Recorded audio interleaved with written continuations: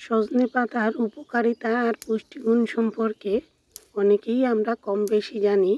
এই পাতার অলৌকিক কিছু গুণ রয়েছে, যেটা বিভিন্ন অসুখ থেকে খুব সহজেই মুক্তি পাওয়া যায়। আর রোগ প্রতিরোধ ক্ষমতা বাড়াতে সজনে ডাঁটা বা সজনে শাক বা পাতা খুবই উপকারী। ঋতু পরিবর্তনের সময়গুলোতে সর্দি, কাশি, জ্বর সহ চর্মরোগের বিভিন্ন ধরনের অসুখ বিসুখ একটু বেশি পরিমাণেই হয়। সজনে পাতা বিভিন্ন উপায়ে রান্না করে খেলে অনেক রোগ থেকে প্রাথমিকভাবে মুক্তি পাওয়া যায়। আর এই পাতার কিছু অলৌকিক বা বিস্ময়কর গুণ রয়েছে, যেটা গ্রাম বাংলায় আমরা প্রায়ই বিভিন্ন রান্নায় এই পাতা ব্যবহার করি। এই পাতা খেতেও ভালো আর উপকারীও। ছোটো এক বাটি মসুর ডাল ভালো করে ধুয়ে অল্প লবণ দিয়ে ভালো করে সেদ্ধ করে নিয়েছি। এই রান্নায় কুচানো আলু আর সজনে পাতাও রেখেছি। ডাল খুব ভালো করে সেদ্ধ করে নেওয়ার পর এবার কুচানো আলু এবং সজনে পাতা দিয়ে দিয়েছি। লবণ আগেই দিয়ে রেখেছিলাম, এখন আর দিচ্ছি না। পরিমাণ মতো হলুদ আর সামান্য চিনি দিয়েছি। সজনে পাতায় হালকা একটা তিতকুটে ভাব থাকে, সামান্য চিনি দিলে ডালটা খেতে অনেক বেশি টেস্টি হয়। নেড়ে চেড়ে দিয়ে দেখে নিলাম, তারপর জল দিয়ে দিয়েছি।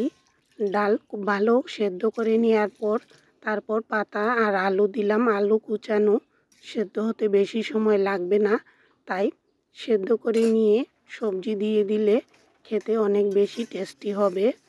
ভালো করে জলটা ফুটিয়ে নিয়েছি কয়েক মিনিট সময় নিয়ে। আর ডাল ভালো করে ফুটিয়ে আসলে নামিয়ে রাখলাম। কড়াইটা ভালো করে ধুয়ে আবারও বসিয়ে দিয়েছি। আর এই রান্নাটা খুবই হেলদি রান্না, নামমাত্র তেলেই তৈরি করা যায়, খেতেও ভীষণ সুস্বাদু। অল্প তেল দিয়ে কুচানো শুকনো মরিচ ফোড়ন দিয়ে দিলাম। হালকা ভাজা হয়ে আসলে পেঁয়াজ কুচি আর তেজপাতা দিয়ে দিয়েছি। মসুর ডালে পেঁয়াজ কুচি খেতে খুবই ভালো লাগে, ইচ্ছে করলে পাঁচফোড়নও দিতে পারেন। ফোড়ন ভাজা হয়ে আসলে সেদ্ধ করা ডাল আর সবজিটা দিয়ে দিলাম। এবার নেড়ে চেড়ে দিয়ে লবণের পরিমাণটা ঠিক আছে কিনা দেখে নিতে হবে। এই ডাল ইচ্ছে করলে মাখা মাখাও তৈরি করা যায়, আবার একটু পাতলা করেও তৈরি করলে খেতে খুবই ভালো লাগে। গরমে এই ধরনের স্বাস্থ্যকর রান্না সবার জন্য খুবই উপকারী। আর মাঝে মধ্যে রুচির পরিবর্তন আনতে এরকম শাক পাতা বা সবজি দিয়ে ডাল তৈরি করলে রুটি অথবা ভাত দিয়ে খেতে খুবই ভালো লাগে। লবণে একটু কম ছিল, লবণ দিয়ে আবারও নেড়ে চেড়ে নিলাম।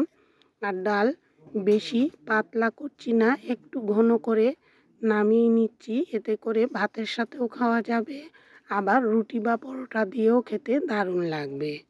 কেমন লাগলো আজকের এই হেলদি সজনে শাকের ডাল জানাতে ভুলবেন না। আর হাতের কাছে এরকম সজনে পাতা থাকলে এভাবে তৈরি করে নিতে পারেন বিভিন্ন ধরনের রান্না। রেসিপিটি কেমন লাগলো জানাতে ভুলবেন না। আর এতক্ষণ পাশে থাকার জন্য সবাইকে অসংখ্য ধন্যবাদ।